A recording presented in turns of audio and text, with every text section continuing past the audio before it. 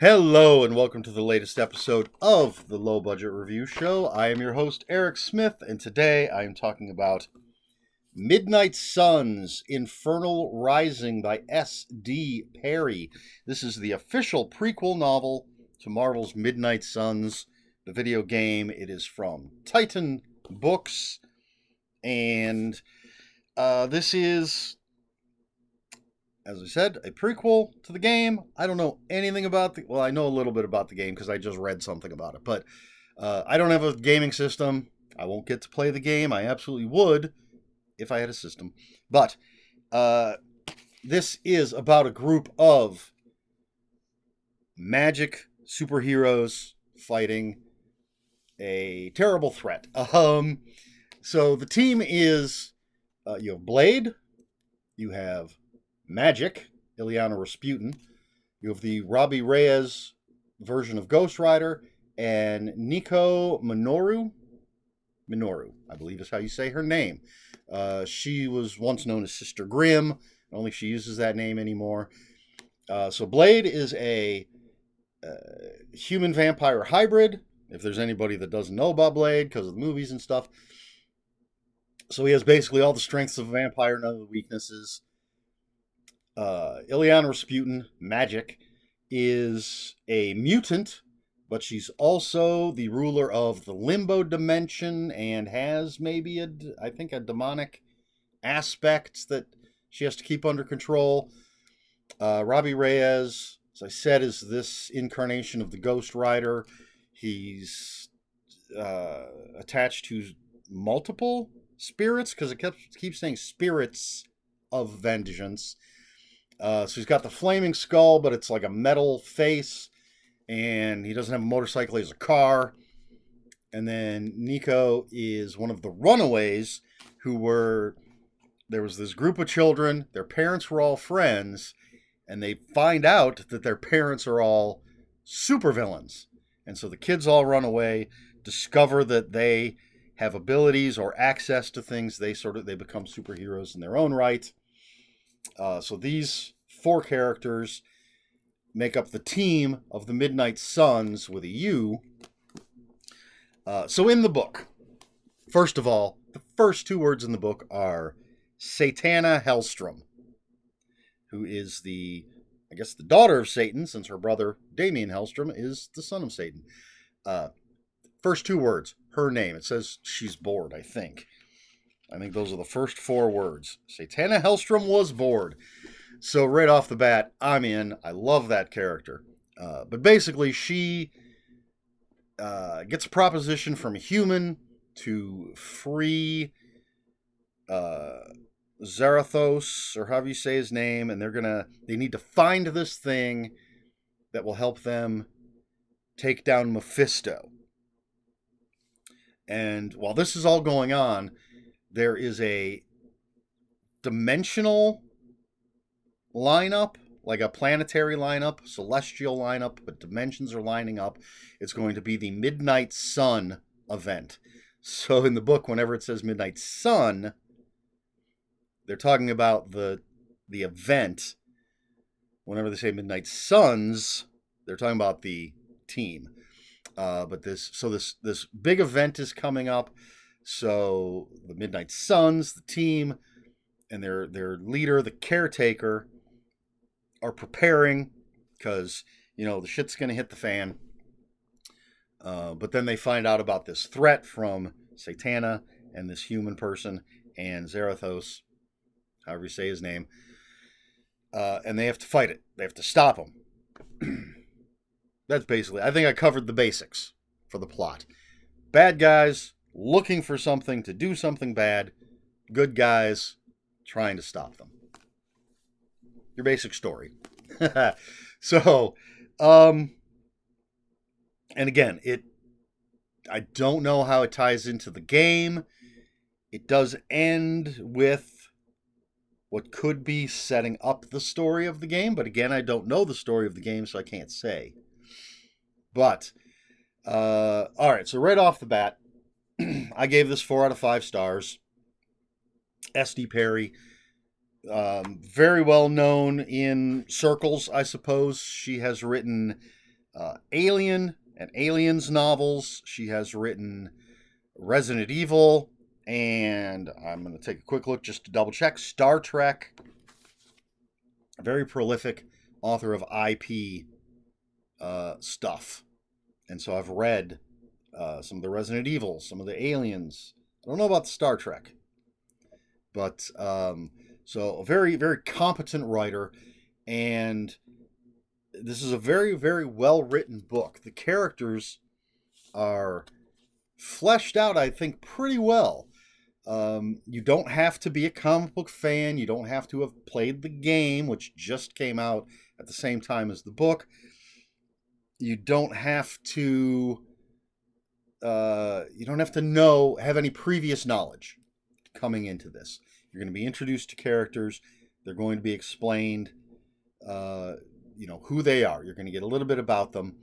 But what I really liked was the interplay between the characters, especially Nico and Robbie, as the two youngest members of the team.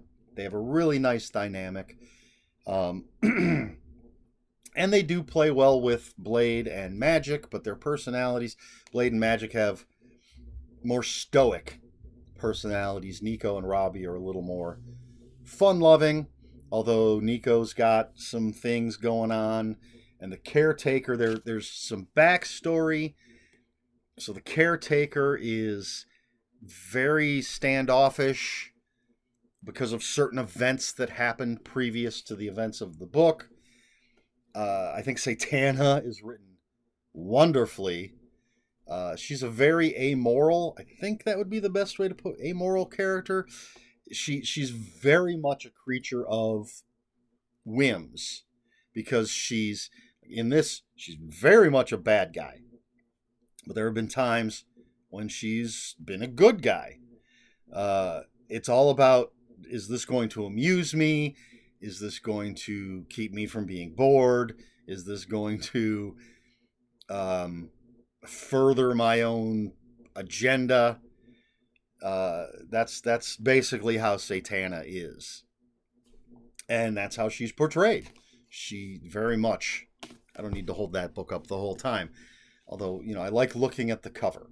I might have preferred a little more comic bookishness to the cover. I don't know. I assume this is how they look in the game. But anyway, I really, really like how Satana is portrayed.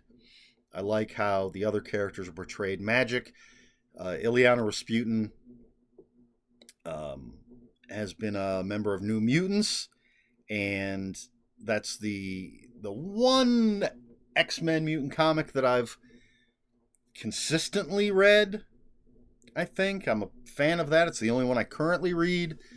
So I'm a big fan of her character. She was played by Anya Taylor-Joy in the New Mutants movie. And but anyway, again, you need no previous knowledge. I'm just bebopping and scatting all over the place. So what you have here is a very well written book with very interesting characters that sort of, at first I was going to compare it to sort of urban fantasy, things like the Dresden Files, where you have, the world is actually full of magic and monsters and these things, and your main characters are people that are in that world fighting the bad. And it is that, but it does go further than that because it is based on Marvel Comics and things. There are a number of characters, other comic book characters mentioned. I think there's at least one. There's technically, one cameo. I don't think there are any others, but there are times when the characters are, let's take this information to this person. Let's go talk to that person. Maybe the Avengers should be aware of what's coming. So it does, for me, it went a little even further than your typical urban fantasy, but it does, I think, fall into that category, or at least if there's a Venn diagram, it falls in the crossover space. So 4 out of 5 stars. I really liked it. It's well written. The characters are well rounded. I would love to talk to S.D. Perry sometime, interview her, and just talk about, what goes into writing IPs, how much research she has to do, what materials, how many Blade comics and New Mutants comics and Runaways and the Ghost Rider, how much of that did she have to read? How much does she get from Firaxis? Whoever made the video game, how much does she get from them? I want to know these things, but we don't need to know to enjoy the book. What I'm saying is, even if you're not a comic book fan, I think you can enjoy this because it's well written, interesting characters, fun character dynamics, some great horror, some great action. There's a lot of dead things going on in this book. There's some violence and death. So this isn't a little kid book. I recommend it. The Midnight Suns, Infernal Rising by S.D. Perry. I'd love to see more in this world. Maybe, I don't know how the game is going to do. If the game is a success, maybe we'll get more novels. Maybe if they make a sequel to the game, we'll get another novel for that. I don't know. But maybe S.D. Perry, if you're watching, S.D. Perry, talk to Titan, talk to whomever, tell them you want to write more. You want a whole series of these books. At least I do. But that's Midnight Suns, Infernal Rising. S.D. Perry. Let's see. Question for this video. Are you a video game player? And what games do you like to play? Simple enough. I have had video game systems in the past. I got rid of my Xbox because I wasn't making the time. I loved to play, but if I was playing, I wasn't reading or playing board games or watching any of the hundreds and hundreds of movies that I have.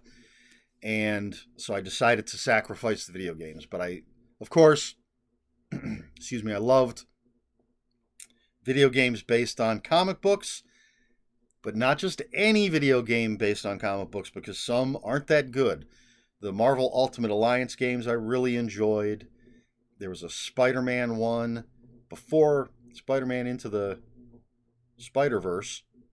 There was a video game that had Spider-Man, Spider-Man Noir, Spider-Man 2099, and another one that I can't remember. That was a lot of fun. I played Skyrim a lot. I really, really liked Skyrim. BioShock was a lot of fun. I'm not a big fan of first-person shooters, but I did enjoy BioShock. And I played...